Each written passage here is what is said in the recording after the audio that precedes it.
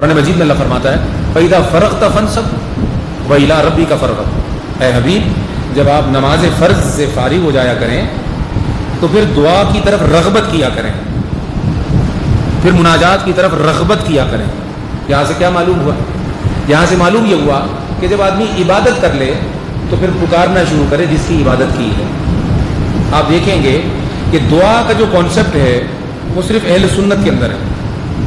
جتنے بدعتی فرقے بعد میں بنے ہیں جو ہم کو بدعتی کہتے ہیں، اور وہ اگر حقیقت میں وہ خود بدعتی ہیں، بعد میں بنے ہیں، ان بدعتی فرقوں کے اندر دعا کا تصور نہیں ہے۔ نہ دعا مانگتے ہیں، نہ خود کرتے ہیں، نہ کرنے دیتے ہیں۔ ان کے نماز تو ملے گی آپ کو، مگر نماز کے بعد دعا نہیں ملے گی۔ حرم شریف میں بھی چلے جائیں آپ، وہ نماز فرض پڑھتے ہیں مگر دعا، اجتماعی دعا کو وہ بدعت سمجھتے ہیں۔ امریکہ سے مانگتے رہتے ہیں، رشیا سے مانگتے رہتے ہیں، مگر کعبے میں بیٹھ کر نماز فرض پڑھنے کے بعد خدا سے نہیں مانگتے، یا اگر کبھی مانگتے بھی ہیں تو اس مانگنے کو وہ یوں سمجھ لیں کہ مجبوری ایک فرض ادا کرتے ہیں، ورنہ اجتماعی دعا سے وہ گریز کرتے ہیں، کہتے ہیں ضرورت نہیں مانگنے کی، اور قرآن مجید پڑھنے کا دعویٰ کرتے ہیں، اور یہ بات اس کا جواب نہیں دیتے کہ قرآن مجید نے کہا فَإِذَا فَرَغْتَ فَانْصَبْ۔ اے حبیب، جب آپ فنصب کی عبادت کر لیجئے، اپنے فرائض منصبی ادا کر چکے ہیں، وَإِلَىٰ رَبِّكَ فَارْغَب، تو اپنے رب کی طرف رغبت کریں۔ یہ رغبت کرنا کیا ہے؟ یہ رغبت کرنا یہی ہے کہ تو نے عبادت کی، تیری عبادت اس کو پسند آ رہی ہے، اب وہ تجھے دینا چاہتا ہے تو ہاتھ تو پھیلا، مانگ تو صحیح، اس کو پکار، اس کے سامنے فریاد کر۔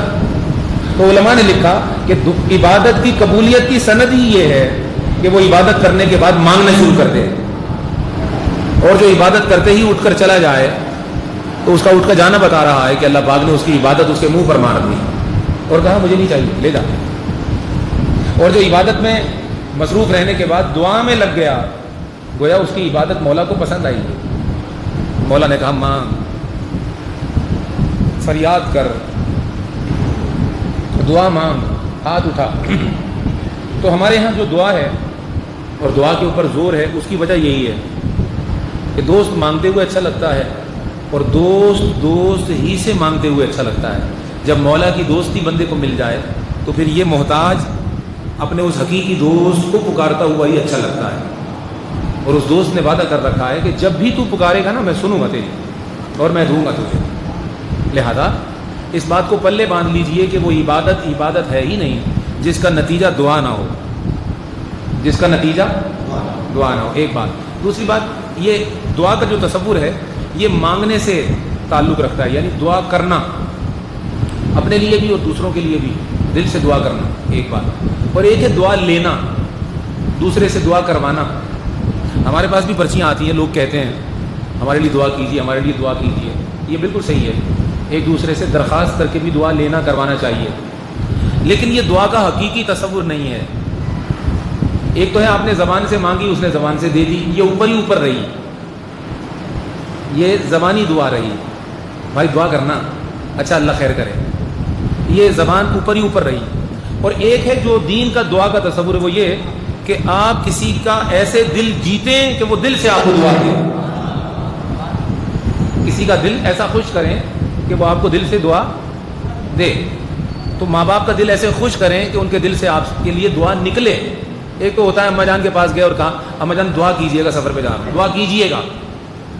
اور ایک ہوتا ہے کہ ماں کو ایسا تحفہ دیا، یا ماں کا ایسی خدمت کی، یا ماں کا ایسا کام کیا جس سے اس کا دل خوش ہو گیا، اور جب اس کا دل خوش ہو گیا تو اب آپ زبان سے نہ بھی کہو تب بھی وہ دل سے کہے گی جا اللہ تیرا بھلا کرے۔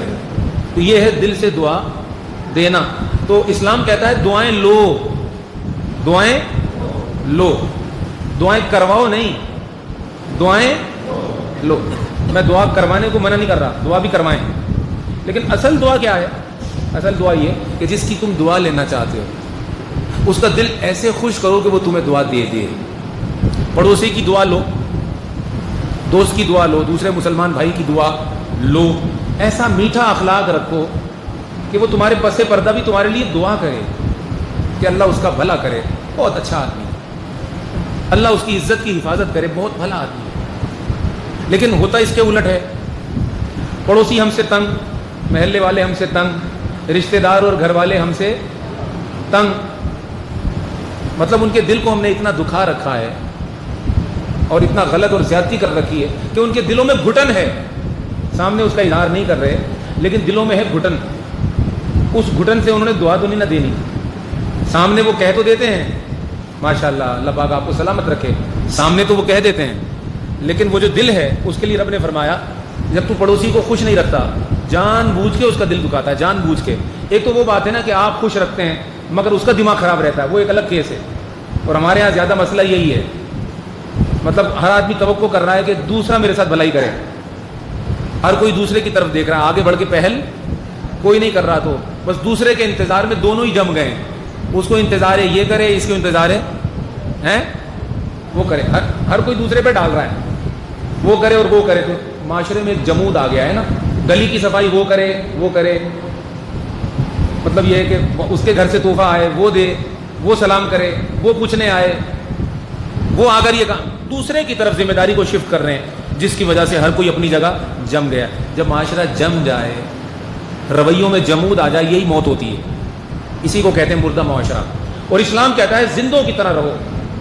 تو کوئی تمہارے ساتھ بھلائی کرے یا نہ کرے مگر تم آگے بڑھ کے کر دو, تم اس کا بھلا کر دو جہاں تک ہو سکتا ہے. اپنا نقصان کروائے بغیر, اپنی عزت کو خراب کروائے بغیر اس کا تم بھلا کر دو.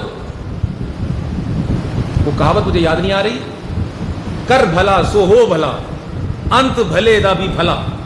اگر تو بھلا کرے گا تو اس کا نتیجہ تجھے بھلائی کی صورت میں ملے گا. اللہ پاک کبھی تیرے ساتھ ناانصافی نہیں. اور یہ جو فقیری اور تصوف ہے یہ سارا ہے ہی بھلائی, زبان کی, آنکھ کی, کان کی. تو فقیر کی زبان جتنی گندی ہوتی ہے ماشاءاللہ آج کل کے زمانے میں, وہ سب سے اعلیٰ فقیر ہوتا ہے. یعنی ہاتھ میں تسبیح, منہ میں پان, جیوے جیوے پاکستان, اور گالیاں اس کو اتنی یاد ہیں کہ اللہ کے نام بھی اس کو اتنے یاد نہیں ہوں گے جتنا غصہ اور گالی اور بد زبانی اور بد اخلاقی اس کی زبان سے نکلتی ہے. استغفر اللہ. آدمی کم از کم گالی تو نہ بکے, زبان تو اس کی صاف رہے.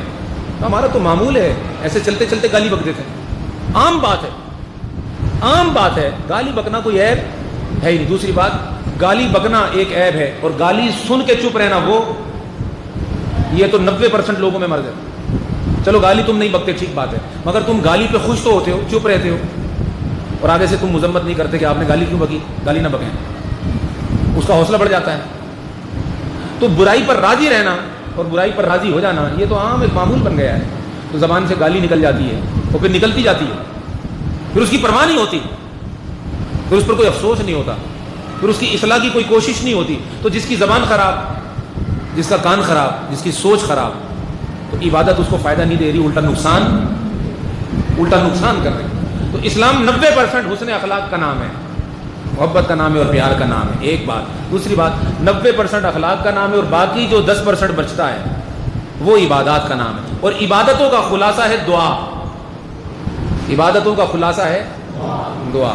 تو جس طرح کہا گیا کہ ماں باپ کی ایسی خدمت کر کہ تجھے کہنا نہ پڑے, وہ خود ہی تجھے دعا دیں, اسی طرح تو اتنی اچھی نماز پڑھ کہ تیری نماز کو دیکھ کر تیرے ہاتھ اٹھانے سے پہلے رب رحمت کا دروازہ کھول دے.